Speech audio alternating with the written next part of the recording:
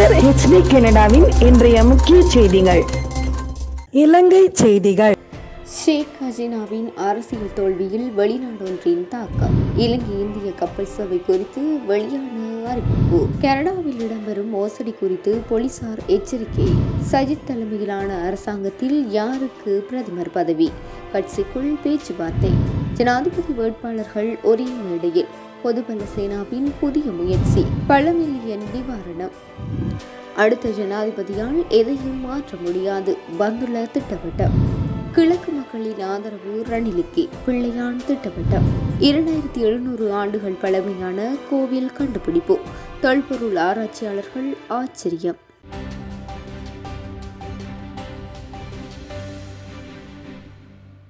பங்களாதேஷில் அண்மை காலமாக அரசாங்கத்திற்கு எதிராக இடம்பெற்று வரும் மக்கள் எதிர்ப்பு காரணமாக அந்நாட்டு பிரதமர் ஷேக் ஹசீனாவின் அரசு பெரும் சவால்களின் மத்தியில் தோல்வியை சந்தித்துள்ளது. இதன் விளைவாக நாட்டை விட்டு வெளியேறிய அவர் தற்போது இந்தியாவில் தஞ்சமடைந்துள்ளார். ஹசீனா தொடர்ந்து உள்நாட்டில் எதிர்க்கட்சிகளின் அழுத்தங்களையும் மக்களின் போராட்டங்களையும் எதிர்கொள்ள வேண்டியிருந்தது. மேலும் அவர் இந்தியா மற்றும் சீனா ஆகிய நாடுகளுக்கிடையே எதிர்பார்த்திருந்த ராஜதந்திர கொள்கையும் உரிய முடிவை எட்டவில்லை. முன்னதாக பங்களாதேஷுடன் நட்புறவை வெளிப்படுத்தி வந்த சீனா கடந்த மாதம் அங்கு சென்ற ஷேக் ஹசீனாவிற்கு உரிய மரியாதை வழங்கவில்லை எனவும் சீன ஜனாதிபதி ஜி ஜின்பிங்குடன் அவர் எதிர்பார்த்த சந்திப்பு கூட நடக்கவில்லை என்பதும் தெரிவிக்கப்பட்டிருந்தது. அதேவேளை இந்தியாவுடன் பங்களாதேஷ் பேணி வந்த சிறந்த நட்புறவு குறித்து ஹசீனா கடந்த மாதம் வெளியிட்டிருந்த டிஸ்டா திட்டத்தின் மூலம் அறிய முடிகிறது. நாகப்பட்டினத்திலிருந்து காங்கேசத்துறை வரையான கப்பல் சேவை அடுத்த வாரம் முதல் மீண்டும் ஆரம்பிக்க உள்ளதாக அறிவிக்கப்பட்டுள்ளது. கடந்த வருடம் இந்தியாவின் நாகப்பட்டினத்திற்கும் மற்றும் இலங்கையின் காங்கேசன்துறைக்கும் இடையே ஆரம்பிக்கப்பட்ட பயணிகள் கப்பல் போக்குவரத்து சேவை பல முறை இடைநிறுத்தப்பட்டுள்ளது. இந்நிலையில் அடுத்த வாரம் முதல் மீண்டும் கப்பல் சேவை ஆரம்பிக்க உள்ளதாக தெரிவிக்கப்பட்டுள்ளது. மேலும் அந்தமானிலிருந்து நாகை வந்த சிவகங்கை கப்பல் நாளை இலங்கைக்கு சோதனை பயணமாக வருகை தர உள்ளதாகவும் தெரிவிக்கப்பட்டுள்ளது. கனடாவின் டொரண்டோவில் இடம்பெற்று வரும் மோசடி சம்பவம் குறித்து எச்சரிக்கை விடுக்கப்பட்டுள்ளது. டொரண்டோவின் சில பகுதிகளில் டாக்ஸி கொடுக்கல் வாங்கல்களின் போது மோசடிகள் இடம்பெற்று வருவதாக டொரண்டோ போலீசார் எச்சரிக்கை விடுத்துள்ளனர். இது தொடர்பில் 6 சந்தேக நபர்களை தேடி வருவதாக போலீசார் தெரிவித்துள்ளனர். டொரண்டோ போலீசார் இது தொடர்பில் ஊடக அறிக்கை ஒன்றை வெளியிட்டுள்ளனர். அண்மைய நாட்களாக டாக்ஸி தொடர்பான கொடுக்கல் வாங்கல் மோசடிகளின் எண்ணிக்கை அதிகரித்துள்ளதாக தெரிவிக்கப்படுகிறது. சிலர் தங்களை டாக்ஸி சாரதிகளாகவும் பயணிகளாகவும் என அடையாளப்படுத்திக் கொண்டு மோசடிகளில் ஈடுபடுவதாக தெரிவிக்கப்படுகிறது. தங்களால் கிரெடிட் அல்லது டெபிட் கார்டுகளை பயன்படுத்த முடியாது என கூறுவதாகவும் இதனைத் தொடர்ந்து அருகாமையில் இருப்பவர்கள் தங்களது அட்டைகளை பயன்படுத்தி கட்டணங்களை செலுத்தி வருவதாகவும் தெரிவிக்கப்படுகிறது. இதன்போது உள்ளீடு செய்யப்படும் இலக்கங்களை பயன்படுத்தி இந்த மோசடிகள் இடம்பெறுவதாக எச்சரிக்கை செய்யப்பட்டுள்ளது. சஜித் பிரேமதாச தலைமையிலான ஐக்கிய மக்கள் சக்தி அரசாங்கம் அமைத்தால் பிரதமர் பதவி யாருக்கு வழங்கப்படும் என்பது குறித்து அறிவிக்கப்பட்டுள்ளது. எதிர்வரும் ஜனாதிபதி தேர்தலில் சஜித் தரப்பு வெற்றியீட்டினால் பிரதமர் பதவி ரஞ்சித் மத்துபண்டாரவிற்கு வழங்கப்படும் என தெரிவிக்கப்படுகிறது.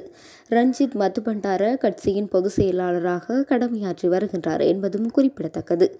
பிரதமர் பதவி குறித்து தற்பொழுது கட்சியில் பேச்சுவார்த்தை நடத்தப்படுவதாக தெரிவிக்கப்படுகின்றது. ரஞ்சித் மத்தும பண்டாரவின் தேர்தல் தொகுதியான மொன்றாகலை மாவட்டத்தைச் சேர்ந்த கட்சி ஆதரவாளர்களும் இந்த விடயம் பற்றி தெரிவித்துள்ளனர். ஏனைய கட்சிகள் தங்களது அரசாங்கத்தின் பிரதமர் யார் என்பது பற்றி பேச்சுக்களை இதுவரையில் முன்னெடுக்கவில்லை என்பதும் குறிப்பிடத்தக்கது.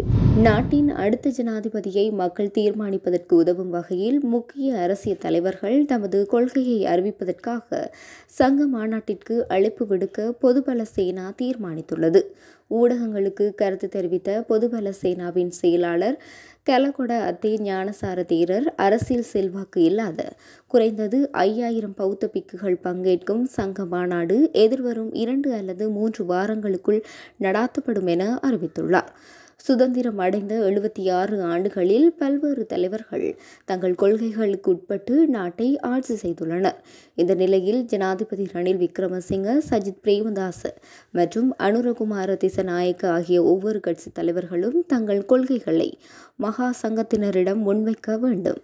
பொதுமக்களை இலக்காக கொண்டு நிலைமையை மாற்றும் பிரதேசத்தின் அடிப்படையில் இந்த தலைவர்கள் அடிக்கடி பல்வேறு கொள்கைகளை அறிவிக்கின்றனர். 2025ஆம் ஆண்டுக்கான வரவு செலவு திட்டத்தை தயாரிப்பதற்கு எமக்கு 3855 மில்லியன் நிவாரணம் கிடைக்கும் என அமைச்சரவை பேச்சாளர் வெகுஜன ஊடகத்துறை அமைச்சர் கலாநிதி பந்துல குணவர்த்தன தெரிவித்துள்ளார். அரசாங்க தகவல் திணைக்களத்தில் நேற்று நடைபெற்ற அமைச்சரவை முடிவுகளை அறிவிக்கும் ஊடகவியலாளர் சந்திப்பில் கலந்து கொண்டு கருத்து தெரிவிக்கும் போதே அமைச்சர் மேற்கண்டவாறு தெரிவித்துள்ளார். இது தொடர்பில் மேலும் கூறுகையில், இன்னும் சில மாதங்களில் இந்நாட்டின் ஜனாதிபதியாக யார் இருந்தாலும் சரி, யார் ஆட்சி பொறுப்பில் இருந்தாலும் சரி, கடன் ஒப்பந்தத்தில் மாற்றம் ஏற்பட்டால் 2025ஆம் ஆண்டுக்கான வரவு செலவு திட்டத்தை உருவாக்க முடியாது. கிழக்கு மாகாணத்தைச் சேர்ந்த பெரும்பாலான மக்கள் ஜனாதிபதி ரணில் விக்ரமசிங்கவிற்கு ஆதரவு வழங்குவதற்கு தயாராக இருப்பதாக கிராமிய வீதிகள் அபிவிருத்தி ராஜாங்க அமைச்சர் சிவனேஸ்வரி சந்திரகாந்தன் தெரிவித்துள்ளார். ஜனாதிபதி ஊடக மையத்தில் இன்று இடம்பெற்ற ஊடகவியலாளர் சந்திப்பின் போதே இதனை குறிப்பிட்டுள்ளார். அவர் தொடர்ந்து தெரிவிக்கையில், ஜனாதிபதி தேர்தல் தொடர்பில் சில அரசியல் கட்சிகளில் இன்னும் தடுமாற்றங்கள் காணப்படுகின்றன. அவர்களும் சிறுபான்மை கட்சி என்ற அடிப்படையில் ஒரு இணக்கப்பாட்டிற்கு வந்தால் எதிர்வரும் ஜனாதிபதி தேர்தலில் ரணில் விக்ரமசிங்கவிற்கு பெருமளவான வெற்றி கிடைக்கும் என்றும் அவர் சுட்டிக்காட்டியுள்ளார்.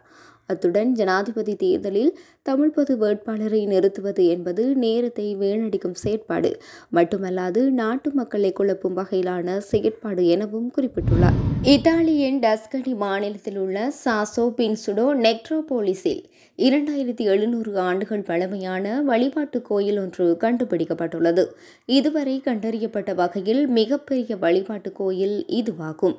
இதுவரை பொருட்களின் அடிப்படையில் மட்டுமே கருதுகோளாக இருந்த எட்ஸ்ட்ருகன் வழிபாட்டு கட்டமைப்புகளுக்கு இது உறுதியான சான்றாகும்.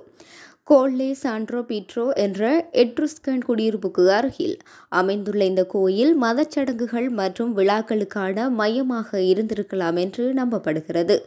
கிமு 7ஆம் நூற்றாண்டைச் சேர்ந்த 120க்கும் மேற்பட்ட கல்லறைகள் கொண்ட இந்த நெக்ரோபோலிஸில் எட்ருஸ்கன் இறுதிச் சடங்குகளை பற்றிய விரிவான தகவல்களை வழங்குகின்றது. 1830களில் இருந்து சாசோ பின்சுடோ தளத்தில் தொல்லியல் ஆய்வுகள் அவ்வப்போது நடைபெற்று வந்தாலும் இந்த சமீபத்திய கண்டுபிடிப்பு எட்ருஸ்கன் கலாச்சாரத்தை புரிந்து கொள்வதில் ஒரு முக்கியமான முன்னேற்றமாகும்.